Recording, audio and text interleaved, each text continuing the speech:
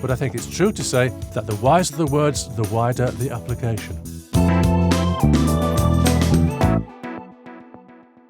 I'm David Mellor, and today I'm going to explore a simple effect made from first principles. It's just one simple example of what you can do without fancy plugins. Let's dive in and see what we can achieve. So I'm going to make some pan effects using only the standard features of my DAW and, one extra plugin. Channeling the spirit of Stravinsky, clearly some DAW users will have fewer facilities and plugins available than others.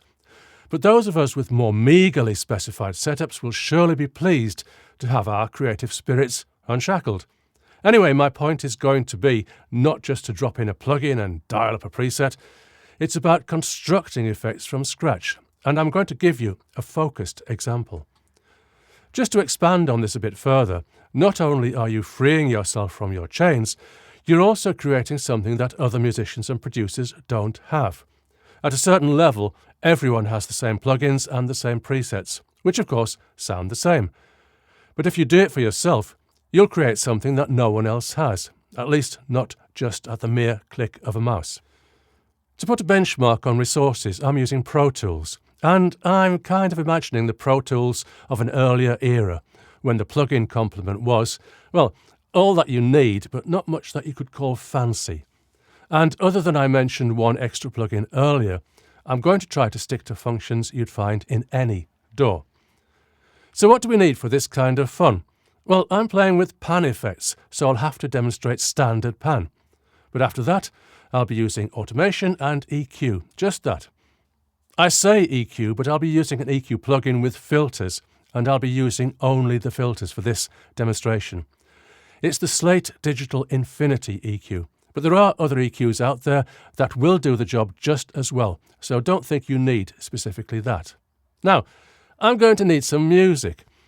If I'm being realistic, these kinds of effects will probably find their best use in EDM music, electronic dance music, just to be sure. Now, I don't mind a sandstorm every now and then, but EDM is by no means my skill.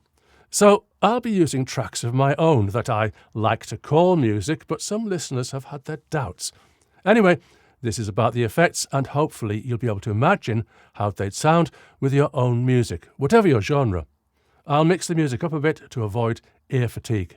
For completeness, I need to demonstrate plain old pan. So here's a mono clip starting panned centre, then all the way to the left, all the way to the right, and back to centre.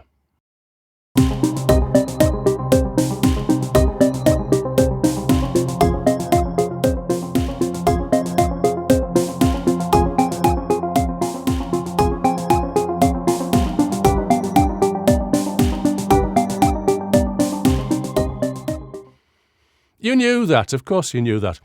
But one thing that I've found causes confusion is the meaning of the word pan. I don't need to consult Susie Dent on this, although I'm sure her comments will be very wise. But what some people will interpret from pan is setting the pan controls of the instruments and vocals of a mix, then leaving them there, or maybe some fine-tuning, but again, leaving them where they are in the final bounce. So panning is something that's decided on, then left alone. But for others, panning means actually moving the pan control using automation. For many genres of music, this will do nothing other than make things worse. But it's a standard tool of the trade in EDM to be used when a producer feels like it. And of course, in any kind of experimental music, you'll use any tool in the toolbox.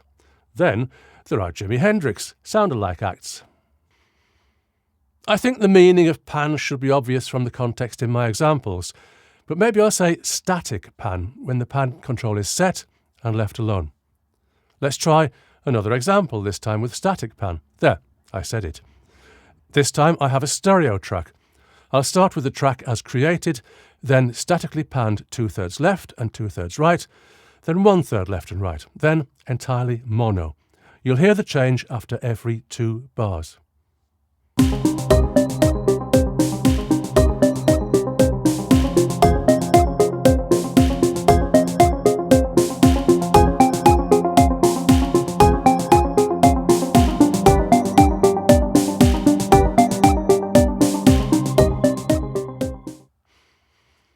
OK, you knew all that already, but it's best to set some baselines, I think.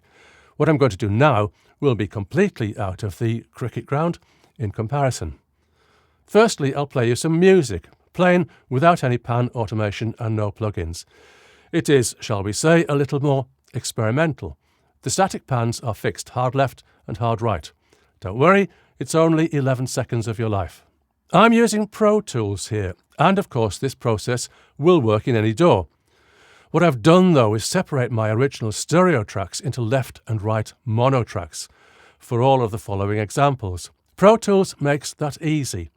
Some other DAWs, as I've found, make it difficult. I don't know about all of the other 32 notable DAWs as listed on Wikipedia, but you may, or you may not, have to look up on how to separate a stereo track into left and right mono. Back to the audio. Just the plain music as originally produced. 11 seconds.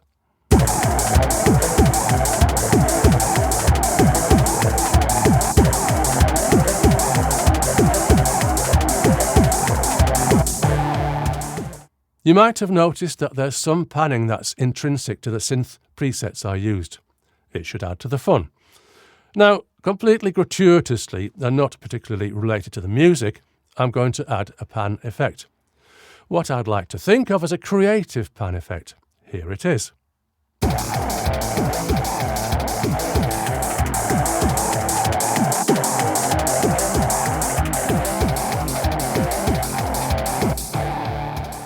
Well, you can't do that with plain old pan controls. What I've done is insert an EQ plugin in the left channel, and I'm using only the high-pass filter. I set it to its lowest value so that only frequencies above 10 Hz get through. Not that there's anything below 10 Hz, but I like to be correct. I've set the slope to the maximum I have, which is 120 decibels per octave. Now, this is why I'm using a third-party plugin. The standard EQ in Pro Tools can only manage a slope of 24 dB per octave at max. If I were going to try to explain slope in 26 words, it would be how quickly the response drops off below the cutoff frequency, or above in a low-pass filter. The sharpness of the filter in layperson's terms. Another advantage of using a third-party plugin for this demonstration is that anyone can have access to it, or a similar plugin that has really high slope values available. This will work with a 24 dB per octave slope, but it isn't as convincing for a demonstration. So I'm starting at 10 Hz in the left channel so that everything gets through. Then I'll raise the cutoff frequency up to 2 kHz so that only frequencies above that point get through. In the right channel I'm going to do the opposite. High pass again, starting at 2 kHz, then opening up to the full band above 10 Hz. Let's listen again.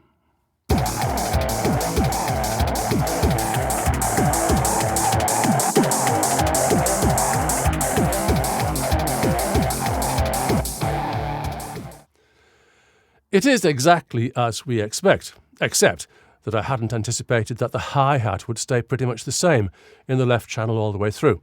Well, of course it would, as it's predominantly above 2 kHz. I just hadn't thought about it. But I see this kind of unexpected occurrence as part of the fun.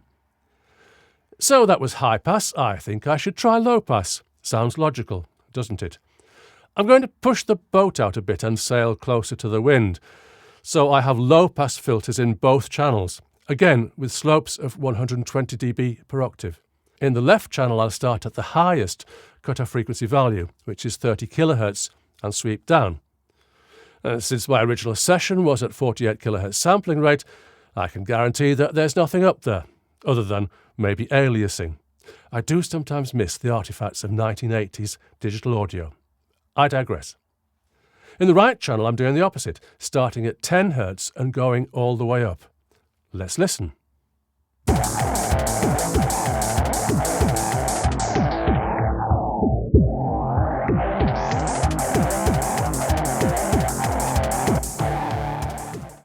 This, I think you'll agree, is a much stronger effect.